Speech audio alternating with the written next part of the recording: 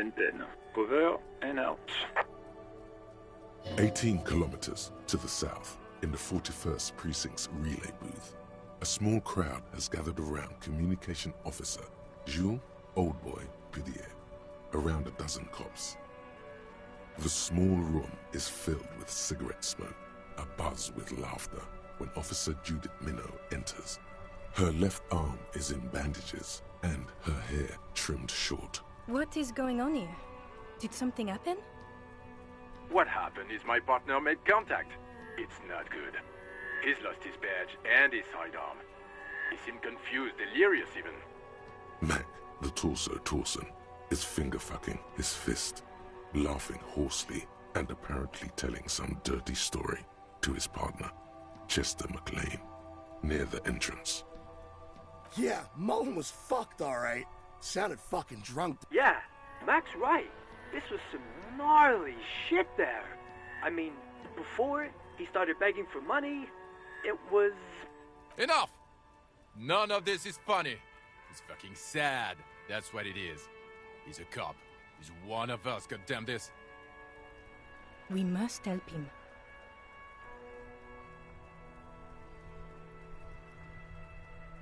Yeah? How do you fucking plan to do that, huh? Get him off the drink? Go jogging with him in the morning and get him on carrot juice? He's a lost man. I just know we can't give up on him when he's at his weakest. He wouldn't. Mac, man the door. You know what he told me?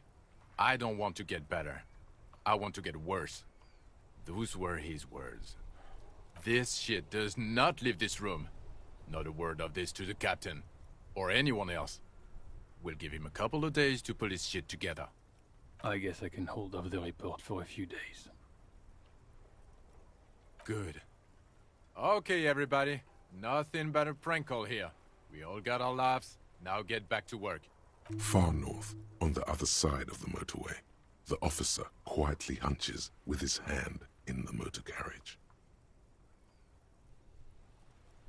This is Precinct 57. How may I assist you?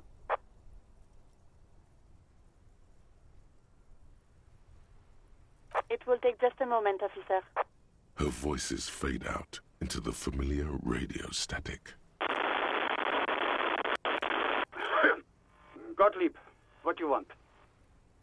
He's carelessly chewing on a piece of hard candy. Oh, it's you. Was that a snarl or a suppressed groan? No love for you here.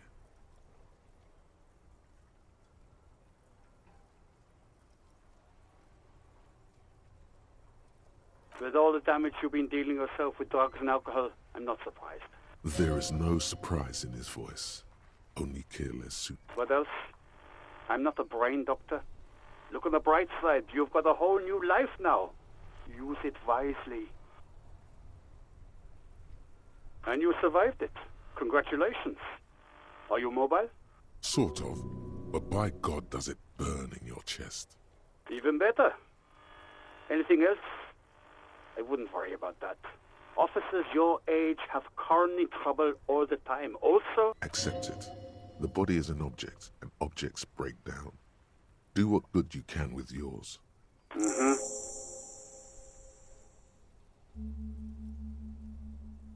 Anything else I can help you with, officer? Of course. What is the number, officer? Yes, hold on. Her number is 005 1944 298. Received. Hold on, officer.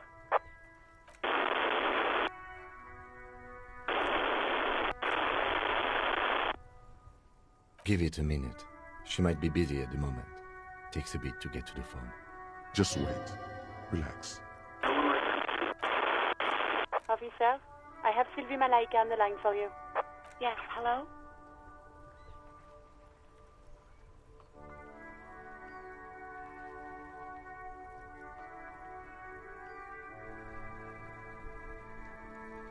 All right.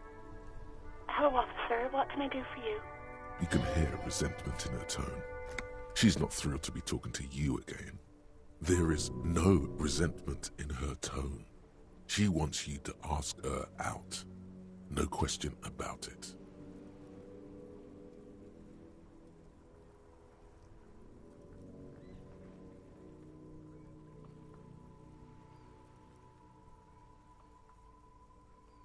You mean, why did I leave the bar? Honestly, I'm not really comfortable discussing it with you, sir. Let's just say I left because I needed to get away from someone. You know whom? You think you hear a sliver of accusation in her words. Don't be paranoid. She's obviously talking about someone else, not... I really don't want to talk about this. Let's just forget about this, okay? Maybe, I don't know. I just know I have to take some time off right now.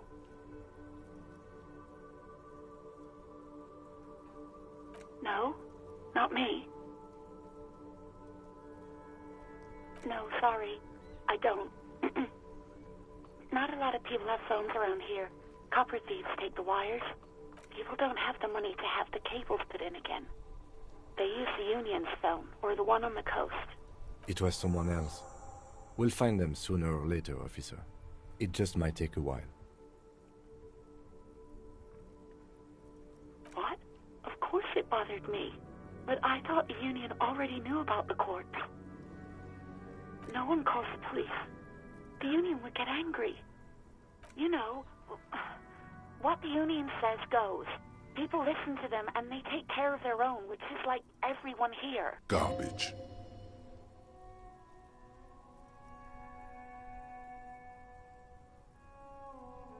Legally, no. In reality, yes. Martinez is de facto policed by the Dock Workers Union. Words are not necessary to feel the lieutenant's discontent for the situation.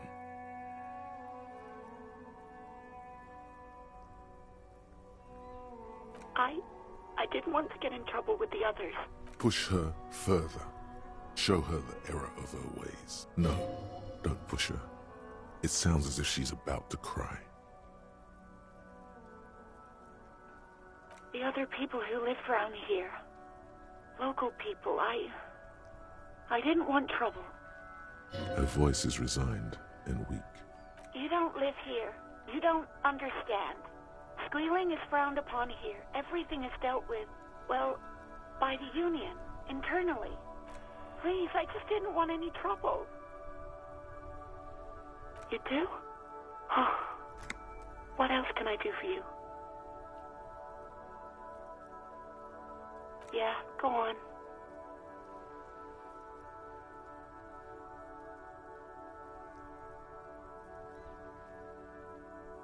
I do hope so. Please, don't call me again.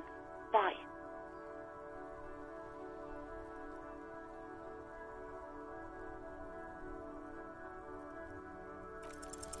No, she doesn't have a problem with you. It must be someone else she's angry about. Some other guy, like Gart. The love going like that. That's where you step in. You're Lieutenant Love, matchmaker ex-Lieutenant Love. You have to calm that hysteric down. Tell it you've got everything under control. Then go and have an empathetic. Call was terminated by the other party. Anything else, officer? 57th, over and out. In the cabin, you see a set of steering levers, a radio on a hook, a pull-out.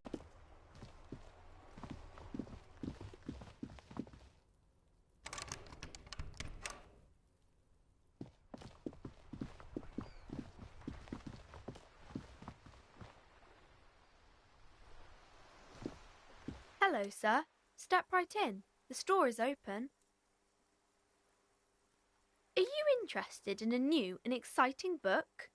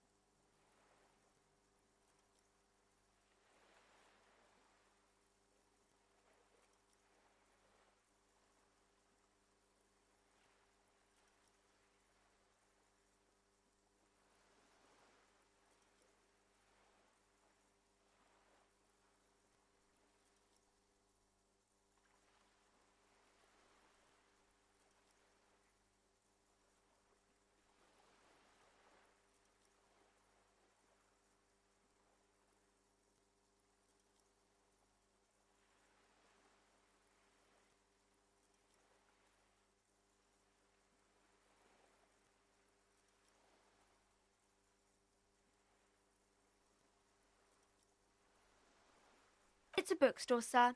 We sell books, postcards, and some board games. It's called Crime, Romance, and Biographies of Famous People. Whoa, whoa, whoa, whoa. Hold your horses, little girl.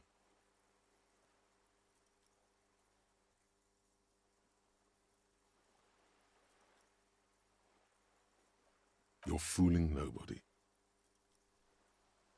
Sir, are you okay? You've been standing here silently for a while now.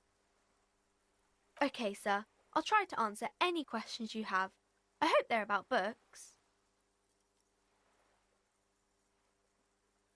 Oh, kings and queens and generals of old, or artists and writers, or musicians, those kinds of people. There's usually something extraordinary about them.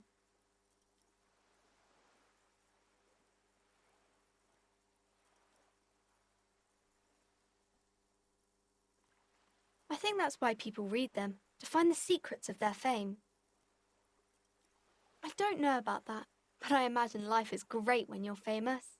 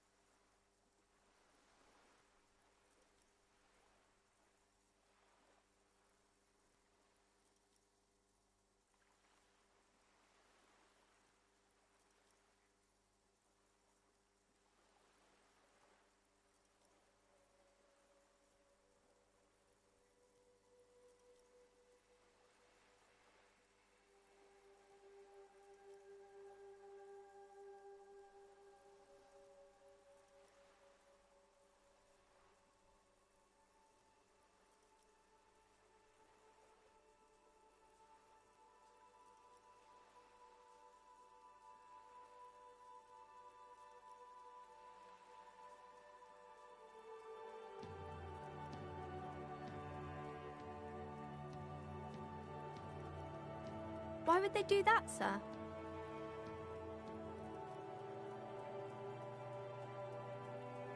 That's so cool. Maybe they'll make you a book cover picture and everything. Standing over a dead body, holding a gun.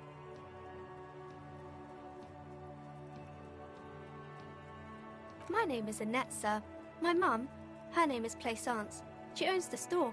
She's inside minding the register or organising the stock. Feel free to step in and browse our wares. I'm signalling that the store is open.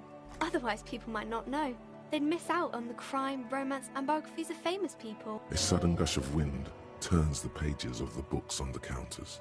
She covers her face, smiling. But she's cold.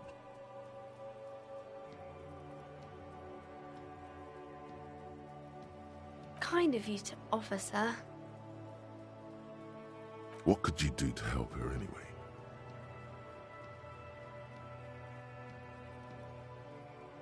Oh, no, sir. I'm happy to help Mum by luring in customers. Besides, I have some hot juice in my vacuum bottle to keep warm.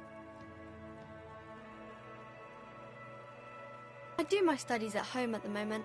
I have to help Mum keep this place running.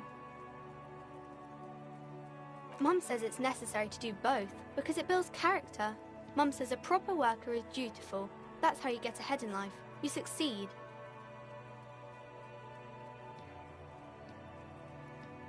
Mum says it's peachy. She was a little afraid at first.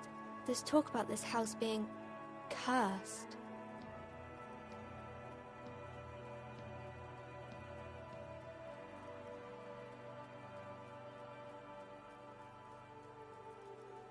Behind her, the window has been boarded up. You sense the boards creaking, twisting for a second, and some kind of doubt in her tense shoulders.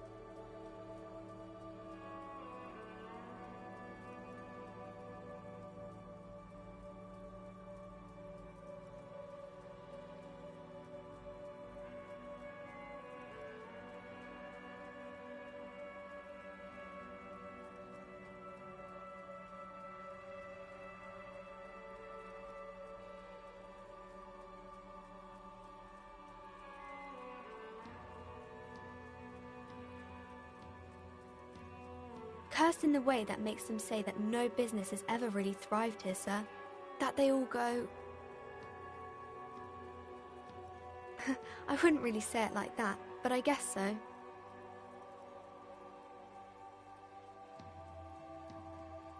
They shouldn't be, but they seem real. Anyhow, they say that these grounds are doomed for businesses. Of course, sir.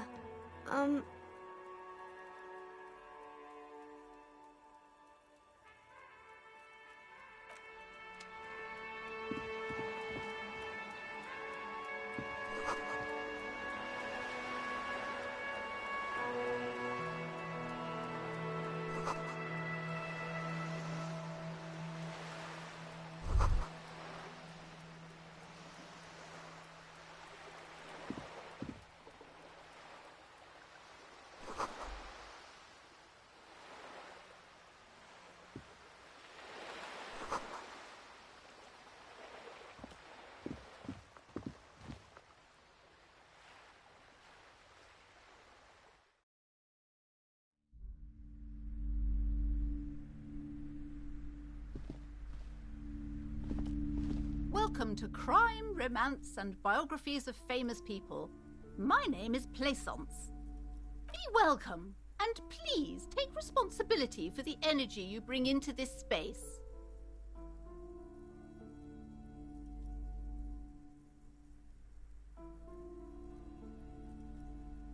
A golden pendant hangs around the woman's neck, in the shape of what looks like a tiny fish head trapped in amber.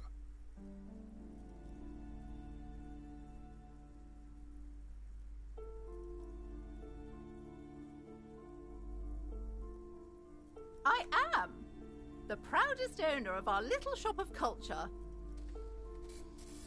She has fine-tuned her voice to find the most welcoming approach for attracting new customers. It doesn't work. Annette, yes, my daughter. I hope she wasn't slacking off again with her nose in science fiction. Tell me, was she at her post, doing her job like a proper girl? Wonderful! Did you talk to her? Great! On a scale of 1 to 10, how compelled were you to buy books after talking with her?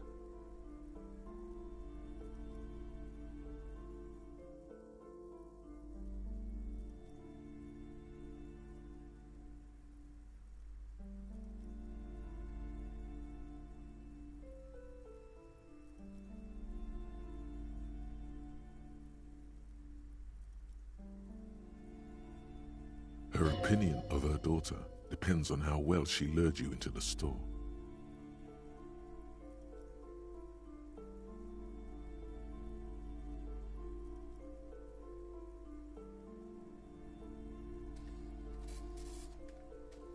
My precious, her dedication brings joy to my heart.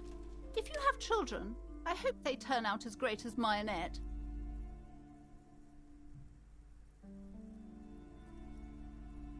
Mind your own business, sir. In our society, people don't get to tell each other how to raise their children. It's none of your or anyone's business. You must be kidding. There's nothing like that happening. Good sir. What does a young child do with money anyway? No, I save it for her, as a fund. She's securing her financial future out there. Slap the cuffs on her.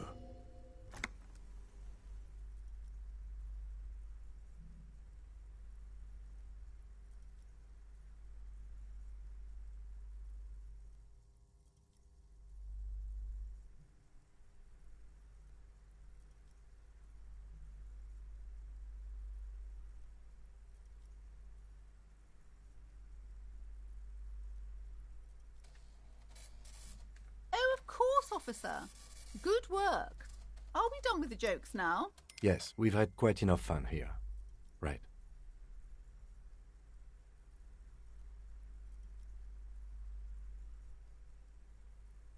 The woman before you scans the store, her shoulders rigid and tense. Every now and then, she nudges her glasses.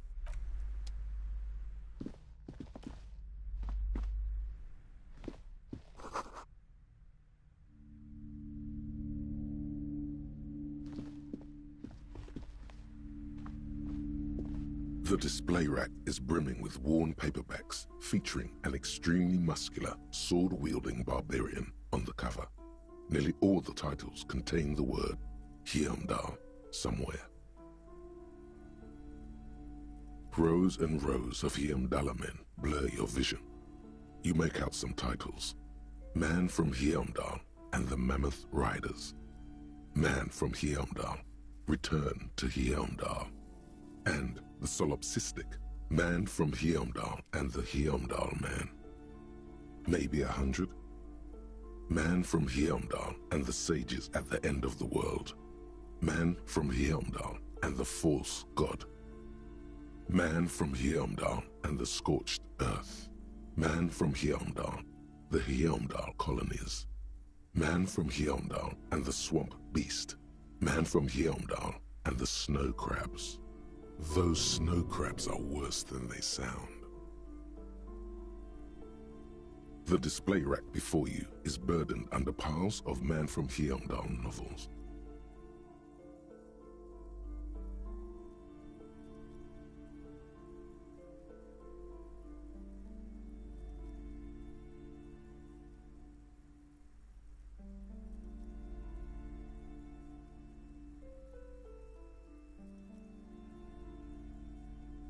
Oh, Man from Heimdall. A very popular series of adventure novels. They're awfully immoral and violent books. Blood and violence, scantily clad women, epic narratives, all those mystical things he encounters. They're bound to grab those with little imagination and nothing to do. What does it matter? They're all the same. However, the customer is always right, they say. If you're a novice of the series, I'd recommend Heimdallaman, the Man from Heimdall. It's supposed to be a good introduction to the series.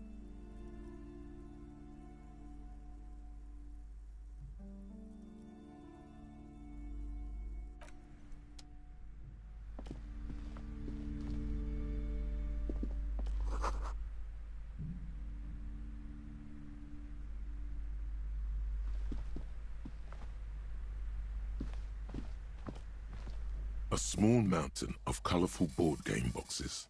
There are numerous types of games for all ages. A lot of shelf space seems to be taken up by Wirral-related merchandise.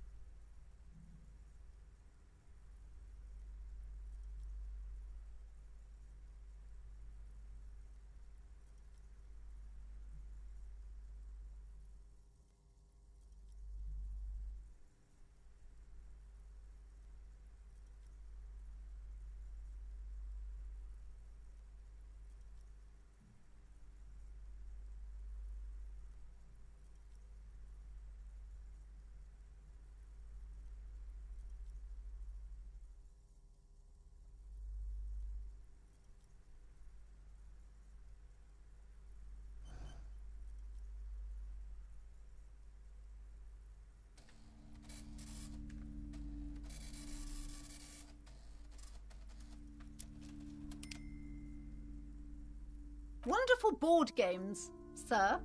The Viticulturist is a classic for sure, or perhaps you'd like Archipelagos of Insulinda, a very educational game for those interested in geography. Raubritter is a fun game of economic competition, but can get quite intense after a while. We have games for the whole family. You can play with your children. Who are you going to play board games with? Do you have friends or family? Are you actually friends, or just colleagues thrown together by circumstance?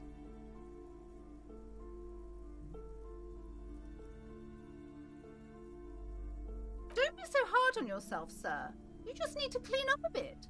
And technically, friends are a bit like family. For playing with friends, I'd recommend Suzerainty. It's a civilization building game where you build a civilization, then set off to brutally colonize and repress other civilizations. It'll cost 12 Rial.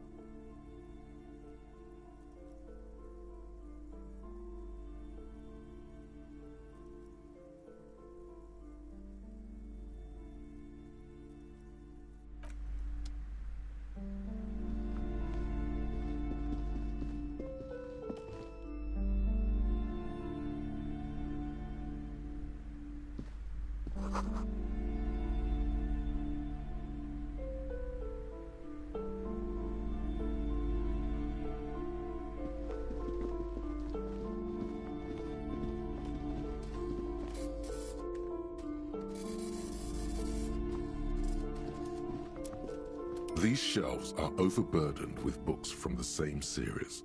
You see the name Dick Mullen over and over.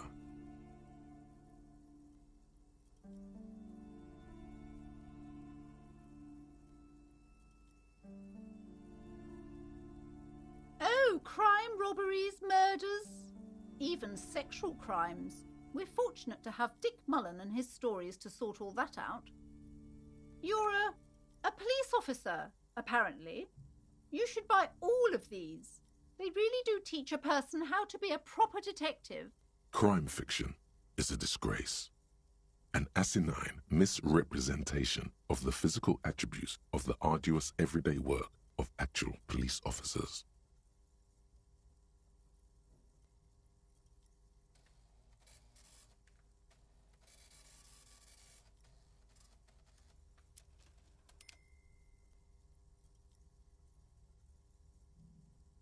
These books greatly overstate the excitement of police work, glossing over how long it takes to actually follow up on leads and eliminate dead ends.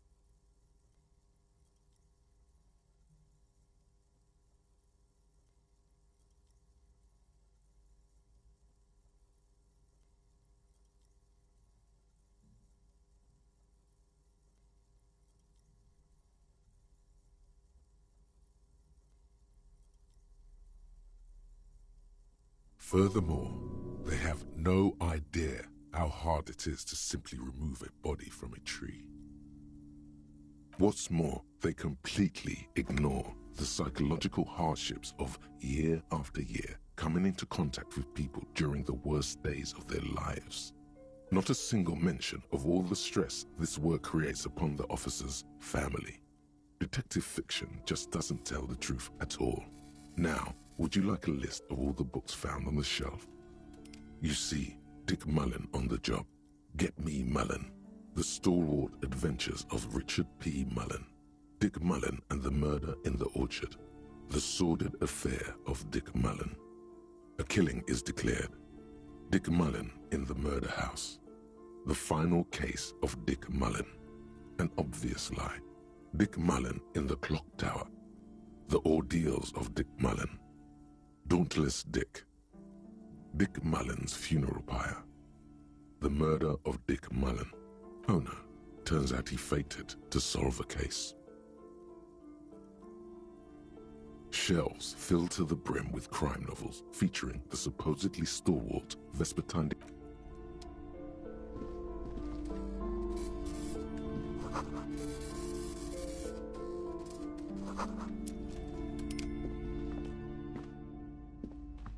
The plaque on the shelf reads, Biographies of Famous People. You see a large variety of names, none of which ring a bell.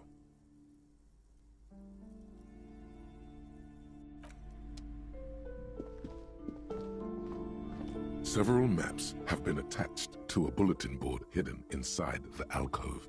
They're held up by small pins. The board has come loose from one corner. The maps look old and faded. Your eye catches a map of Insulinda, a map of Revachol, and a map of Martinez.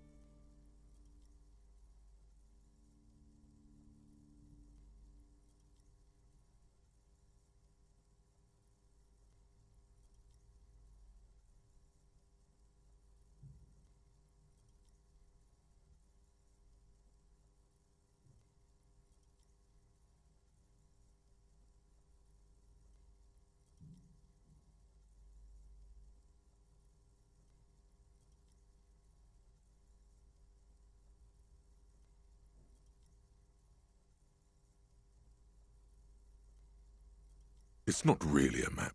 It's a tourist thing. A picture postcard with buildings on it, drawn from an isometric perspective. A date in the upper right corner says 48. Still, it's detailed. Could be pretty useful for scouting ahead. You see the jagged boxes of an industrial harbor, even the whirling in rags there.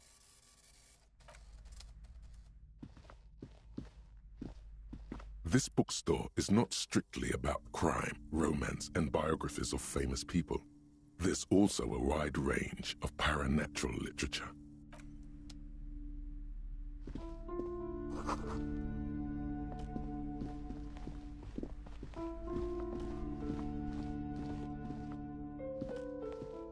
You see a set of tattered curtains blocking the way to another room.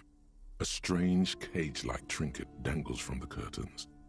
Excuse me, officer. The back room is strictly for employees only. Nothing. Now please go back to browsing the books. Don't you feel compelled to look at the books? The books are all you care about.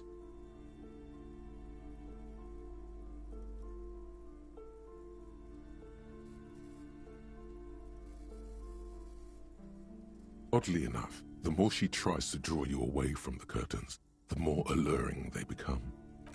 You see some kind of charm, an irregular polyhedron assembled from bones, sticks, and straw. Inside, a disturbing fish head with empty eye sockets stares at you. Aside from poking at it suspiciously, there is nothing else to do with the fish head charm at this.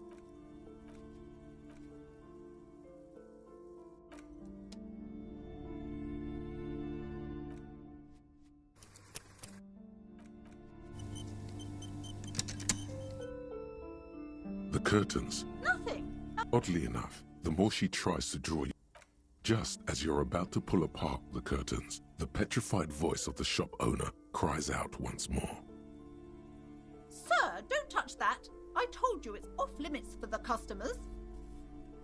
Parapsychologically speaking, we're dumb if you decide to open them. I won't be held responsible for the consequences. It's too dangerous. She looks away, mumbling. Why is everyone always messing with the curtains? Why can't they just buy books like normal people?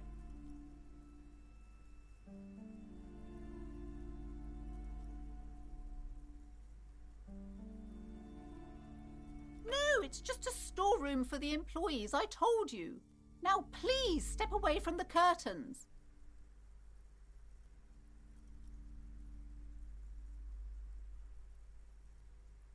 No! Please just talk to me, officer.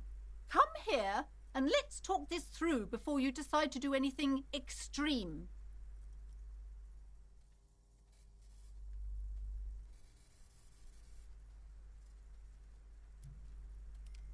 Lies. Rip them open, we say. There is something mysterious about the curtains. Be careful. The curtains, tattered with age and covered in dust, hang before you, as if taunting you. I warned you. You're unleashing forces beyond your understanding.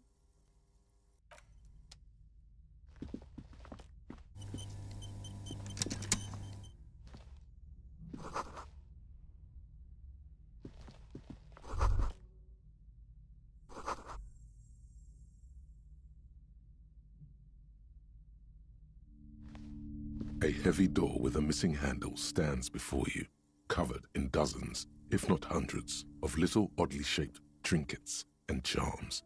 It appears to be locked.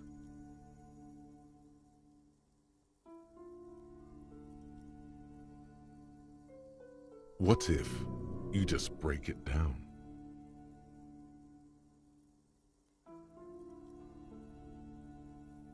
Only echo. No one is there.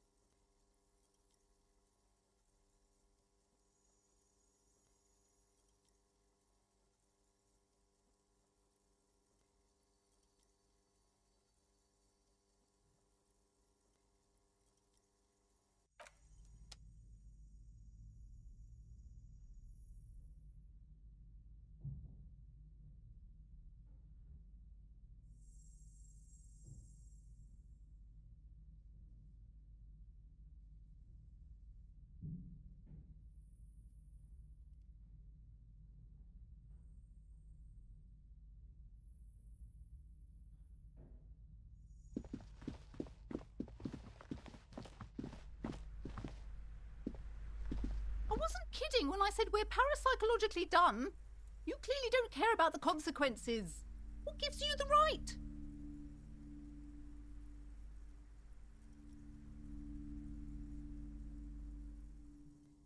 Don't expect my help from now on. The back door is locked and I threw away the key. I won't trifle with such forces. Do look at the books, though. The books compel you. You may be able to make up for this by buying a lot of books. I hope you're a voracious reader.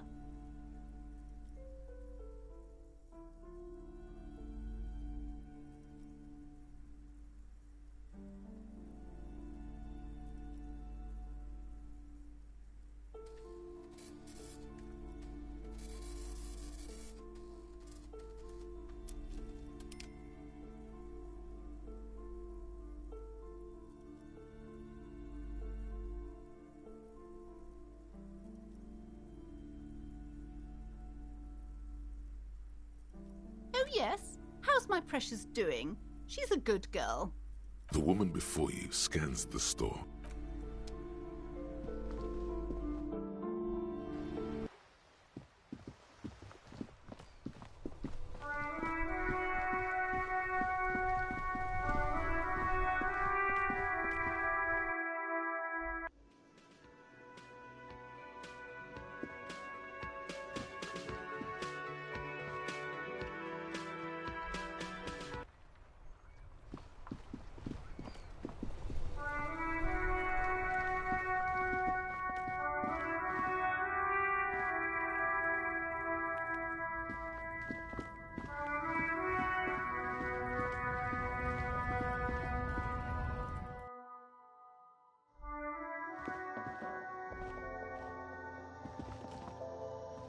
The tear machine stands in the corner. A sign says, Oh, that's the tear machine. A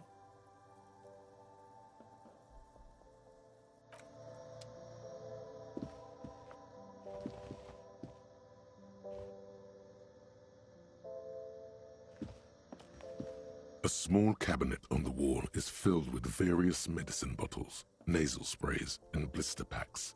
They all bear the Saint Baptiste Pharmaceutics logo. Just ask me if you need anything from Saint Baptiste. We don't stock prescription meds, but we do have Nosafed, Duramine, Magnesium, and Hypnogamma. Yeah, there's like an ampule somewhere.